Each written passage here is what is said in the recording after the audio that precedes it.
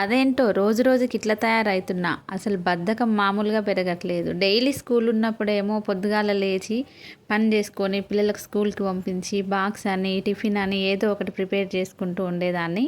స్కూల్కి ఎప్పుడైతే హాలిడేస్ ఇచ్చిరో ఇంకా బద్ధకం ఎక్కువైపోయింది. పిల్లలు ఎప్పుడు లేస్తే నేను అప్పుడే లేస్తున్నాను అనమాట.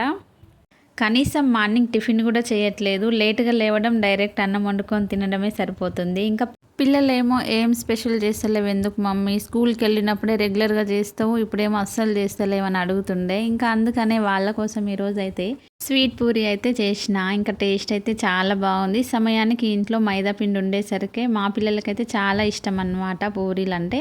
పూరీలు చేయక కూడా చాలా రోజులు అవుతుంది అనేసి ఇంక ఈరోజు అయితే స్వీట్ పూరి ప్రిపేర్ చేస్తున్నా. యాక్చువల్లీ ఈ వీడియో అయితే నిన్న ఈవినింగ్ చేశాను అనమాట. ఇంకా ఈరోజు అయితే అప్లోడ్ చేస్తున్నా. ఇంతకీ మీ పరిస్థితి ఎలా ఉంది? నాలాగా బద్ధకంగా తయారయ్యారా, లేదంటే రెగ్యులర్గా ఉన్నట్టే ఉన్నారా? అయినా హాలిడేస్ ఇచ్చారు కదా, ఊరికి వెళ్ళి ఎంజాయ్ చేస్తున్నట్టున్నారు కదా. మేమైతే ఇంకా ఊరికి వెళ్ళలేదు.